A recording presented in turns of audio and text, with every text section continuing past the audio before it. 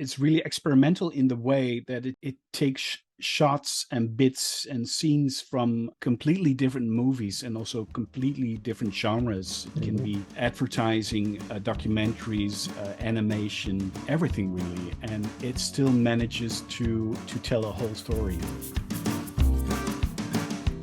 That's director and editor Peet Gelderblom talking about his phenomenal film, When Forever Dies, a new sort of found footage film that takes shots from existing movies and ads and recombines them to tell a story that is both personal and primal. Hello and welcome to episode 114 of the Occasional Film Podcast, the occasional companion podcast to the Fast, Cheap Movie Thoughts blog. I'm the blog's editor, John Gaspard. In today's episode, I chat again with Peet Gelderblom. He was last on the podcast talking about recutting Brian De Palma's film, Raising Cain, and getting it back into the form De Palma originally intended. On today's episode, Peet is talking about his new film, When Forever Dies. When Forever Dies has had a long and fruitful festival run with official selections by the Thessaloniki International Film Festival, Il Cinema Ritrovo in Bologna, Italy, and Reel to Reel Film Heritage, Hong Kong, among many others. It also won the Audience Award in Cine Autospia in Bogota, and the wonderful soundtrack earned a Boomer Award nomination. And I do want to just spend just a minute or so talking about When Forever Dies. But, oh my goodness, Pete, where did that come from? And how, I realize you could probably talk for an hour about it.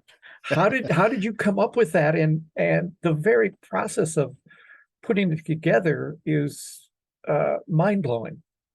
Yeah. How would you describe it to someone who hasn't seen it? Yeah, When Forever Dies is an archival fiction, and it cobbles together scraps of existing films to tell an entirely different story of its own. And that is the story of the relationship between a man and a woman, and how this relationship sort of degrades over time. Yeah, and it's really experimental in the way that it takes shots and bits and scenes from completely different movies and also completely different genres. It can be advertising, documentaries, animation, a lot of silent films, everything really, and it still manages to tell a whole story. And you say it's experimental, and as someone who has seen it, it's experimental for a few minutes, and then you understand the experiment, and it's then a normal narrative. You get it. I mean, you do some interstitial cards that help bring us along. Say that because I've always believed that experiment and accessibility shouldn't be mutually exclusive. It's actually it's a roller coaster ride of a film, and it's in a lot of ways it's actually very traditional, because I'm using the rules of continuity editing, but I'm using the rules against themselves a little bit, because I take from different films and then I create, sometimes the opposite meaning out of different shots. But what gave me the idea was just I saw a way to do this, and it has evolved, of course, with maybe the start of it was Raising Cain recut and making movie mashups after that and video essays. But it also comes from my editing background. I've edited lots of trailers and promos for Universal Pictures and Comedy Central and all sorts of TV channels. And then I was also able to take from different series and different films, to put different shots together and create this new red line that didn't exist before. And I always enjoyed doing that. And I just thought, wouldn't it be really cool to try and do this for a whole feature film? Well, as it turns out, it was really cool. We recently had on the podcast an editor named Roger Nygaard, and Roger edits Larry David's show Curb Your Enthusiasm. He edited Veep, and he's a Mm. filmmaker like you. He directs and he edits, and but he also makes his living as an editor.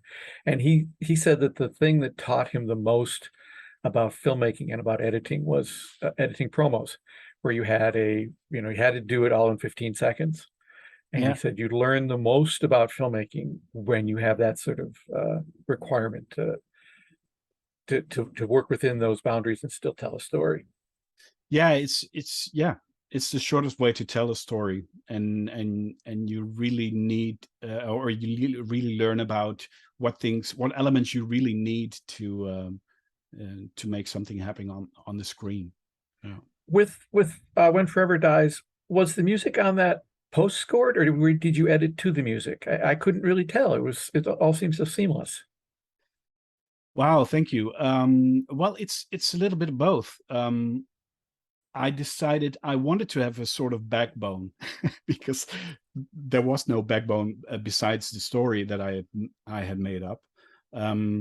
So I actually edited everything on music.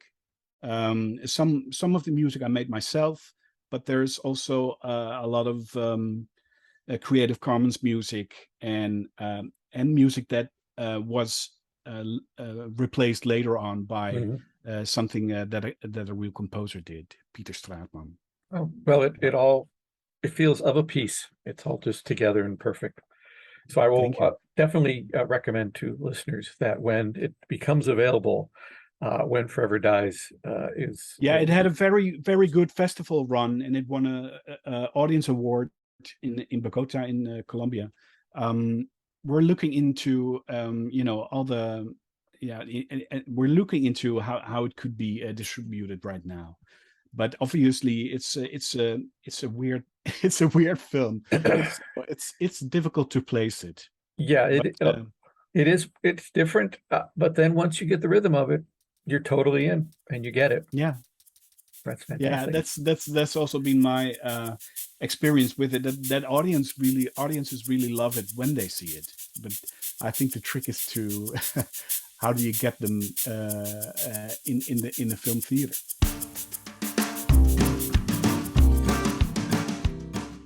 Thanks to Peet Gelderblom for chatting with me about his remarkable film, When Forever Dies. You can rent or buy When Forever Dies through Vimeo On Demand, or watch it on the iFilm Player, the streaming service of the renowned iFilm Museum collection. I put links for both in the show notes. Did you enjoy this interview? You can find lots more just like it on the Fast Cheap Movie Thoughts blog. Check out the link in the show notes. Plus, more interviews can be found in my books, Fast, Cheap, and Under Control, Lessons Learned from the Greatest Low-Budget Movies of All Time, and its companion book of interviews with screenwriters, Fast, Cheap, and Written That Way. Both books can be found on Amazon. And while you're there, check out my mystery series of novels about magician Eli Marks and the scrapes he gets into. The entire series, starting with The Ambitious Card, can be found on Amazon in paperback, hardcover, ebook, and audiobook formats. And if you haven't done it already, check out the podcast companion to the books, Behind the Page, the Eli Marks Podcast, available wherever you get your podcasts.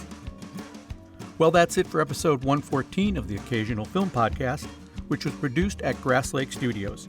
Original music composed and performed by Andy Morantz. Thanks for tuning in, and we'll see you occasionally.